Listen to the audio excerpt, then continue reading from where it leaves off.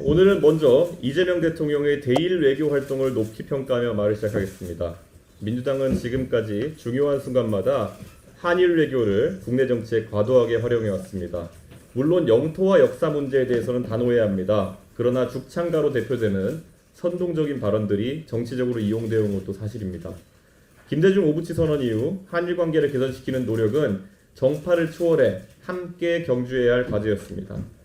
최근 조사에 따르면 젊은 세대 사이에서 한일 양국 간 호감도가 그 어느 때보다 높습니다. 18세에서 29세 연령층의 66%가 일본의 호감을 느낀다고 답했고, 일본인에 대한 호감도는 74%에 달하고 있습니다. 전체 성인 응답자 가운데 일본에 호감이 간다는 비율도 56%에 달하며 특히 20대는 무려 77%까지 치솟았습니다. 이는 과거와 확연히 다른 세대인식 변화이며 관광 촉진을 통한 내수 경기 회복과 인적 교류, 경제문화 협력 확대의 절호의 기회입니다.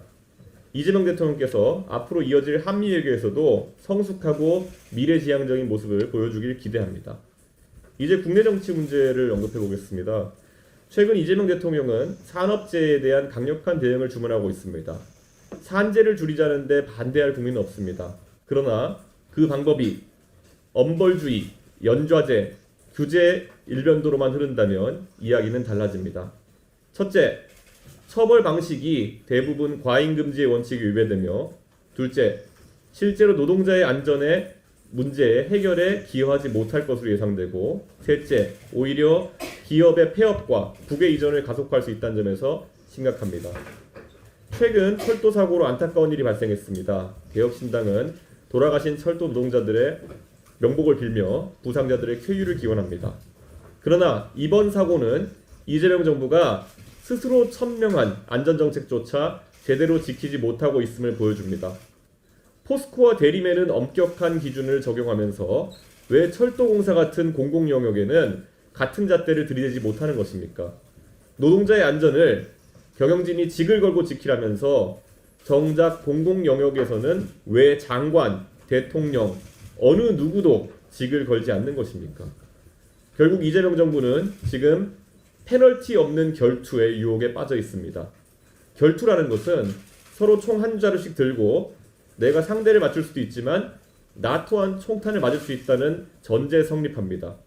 그런데 정부는 민간에는 결투를 신청하고 정작 스스로는 총을 들지 않은 채 안전지대에 서 있습니다.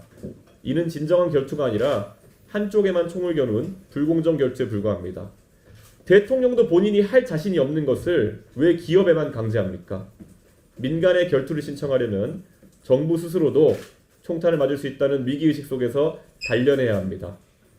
방패 뒤에 숨어서는 안전사회를 만들 수 없습니다. 정부가 먼저 책임의 총탄을 감수해야 민간도 진정성 있게 이런 기조에 협력할 것입니다. 마지막으로 최근 조국 전 대표의 행보에 대해 가지고 이야기하겠습니다. 우리가 일반적으로 형사처벌을 통해서 기대하는 것은 교정입니다. 잘못에 대해 책임있게 반성하고 변화를 보여준다면 우리는 그가 다시 사회 구성원으로 기능하는 것을 막아서는 안 됩니다. 그런데 감옥에서 키워온 것이 복수심과 자기 합리화라면 이는 역시 지난 광복절 사면, 복권이 잘못된 선택이었다는 것을 방증하는 것입니다. 조국 전 대표는 여전히 위선의 상징입니다. 2030 남성의 민주당 지지 이탈은 민주당의 편향된 젠더 정책이기도 했지만 정책 때문이기도 했지만 더 근본적으로는 조국 사태로 드러난 진보 진영의 위선 때문이었습니다. 본인이 직접 저지른 표창장 위조와 인턴 경력 위조로 대한민국 청년들을 배신했음에도 불구하고 조국 전 대표는 반성과 사과는커녕 오히려 청년들을 극우로 몰아세우며 자신의 실패를 덮으려고 하고 있습니다. 조국 전 대표는 예기치 않게 얻은 자유를 만끽하며 사회 갈등을 조장하는 발언으로 정치적 입지를 다시 세우려 하고 있습니다.